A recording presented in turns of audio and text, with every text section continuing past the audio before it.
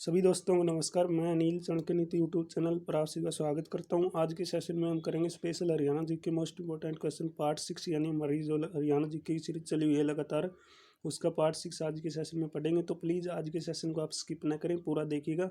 बिना देरी के हम आज के सेशन को शुरू करते हैं। फर्स्ट क्वेश्चन आज के सेशन का आपकी स्क्रीन पर ये रहा। हरियाणा का कौन सा शहर मिलीनियम सिटी कहलाता है?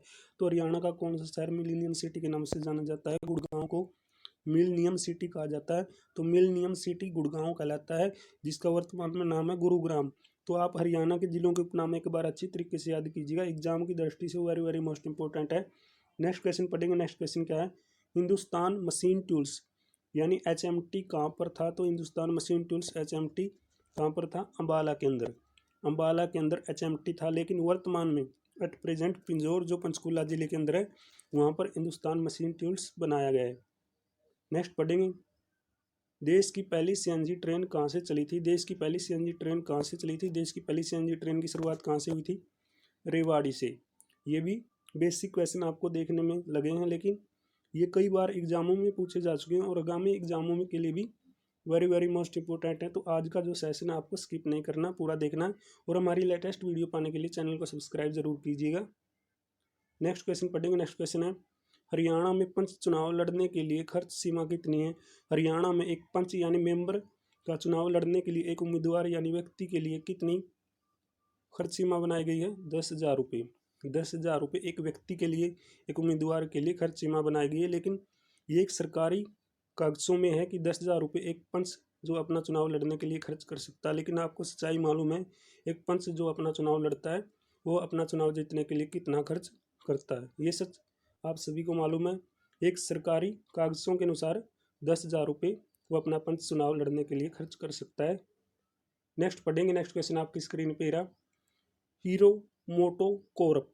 हीरो मोटो कोरप का कारखाना हरियाणा में कहाँ है? हीरो मोटो कोरप का कारखाना हरियाणा में कहाँ पर बनाया गया है? दारूहेड़ा रेवाड़ी के अंदर। दारूहेड़ा रेवाड़ी के अंदर हीरो मोटो कोरप का कारखाना बनाया गया है। नेक्स्ट पढ़ेंगे। नेक्स्ट क्वेश्चन आपकी स्क्रीन पे रहा। हरियाणा में पशुओं का सबसे बड़ा मेला कहाँ बरता है? तो हरियाणा में पशुओं का सबसे बड़ा मेला कहाँ लगता है?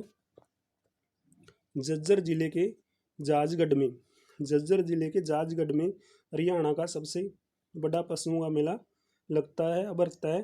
तो ये बेसिक से क्वेश्चन है, काफ़ी बार एग्जामों में पूछे जा चुके हैं। तो इस सेशन को आपने ज़्यादा से ज़्यादा शेयर करना है। नेक्स्ट क्वेश्चन आपकी स्क्रीन पे, प्रसिद्ध हिंदू सम्राट हेमू यानी हेमचंद्र कहाँ का रहने वाला था?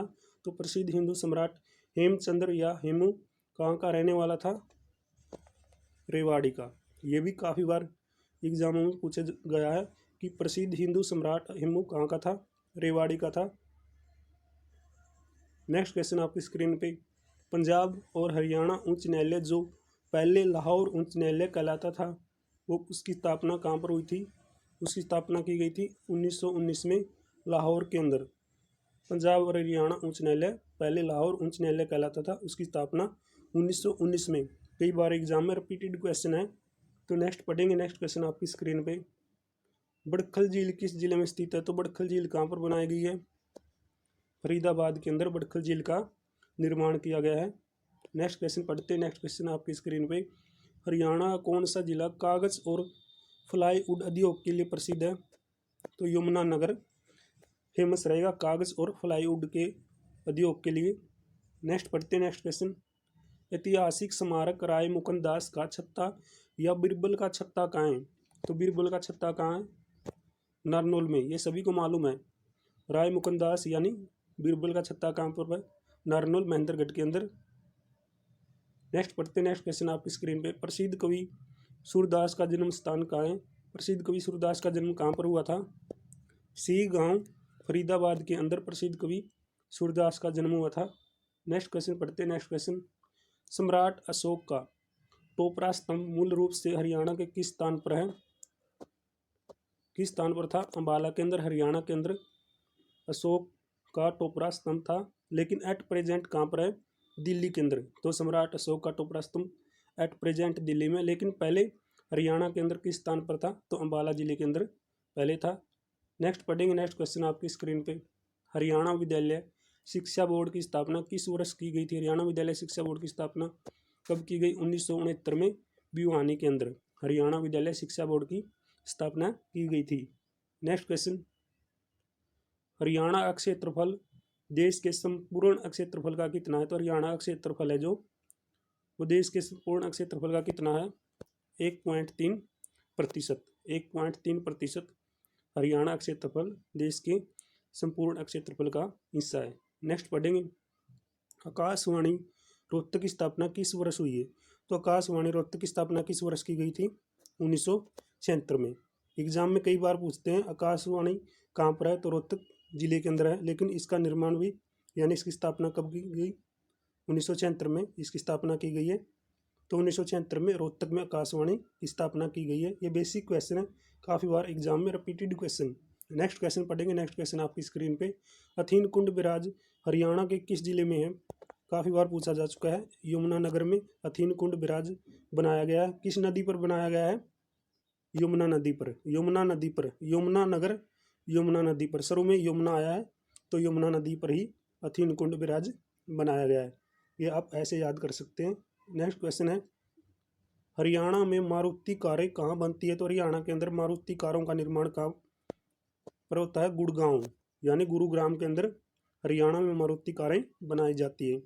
तो हर सेशन में मैं जनरल नॉलेज यानी हरियाणा जीके जो बेसिक हरियाणा जीके का रिवीजन ज़्यादा से ज़्यादा क्वेश्चन वही सिलेक्ट करता हूँ जो काफ़ी बार एग्जामों में पूछे जा चुके हैं, और आपके लिए जनरल नॉलेज के लिए भी हरियाणा के क्वेश्चन है जो आपको याद होने चाहिए, और एग्ज़ाम की दृष्टि से भी ये सभी क्वेश्चन मोस्ट इंपॉर्टेंट हैं।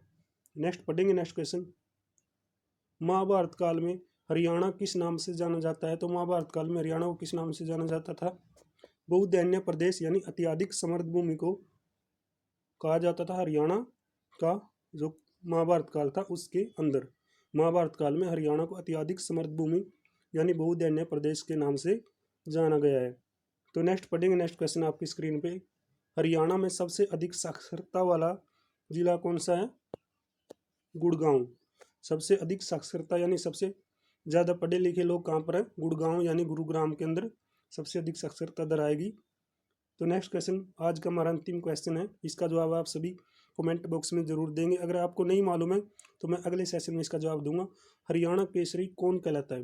हरियाणा केसरी कौन कहलाता है? बेसिक सा क्वेश्चन है, सभी को मालूम होगा, तो सभी साथी इसका जवाब कमेंट बॉक्स में जरूर बताइएगा। तब तक दोस्तों थैंक्स फॉर वॉचिंग। जय हिंद, जय भारत। अगले सेशन में आपसे फिर जल्दी मिलते हैं।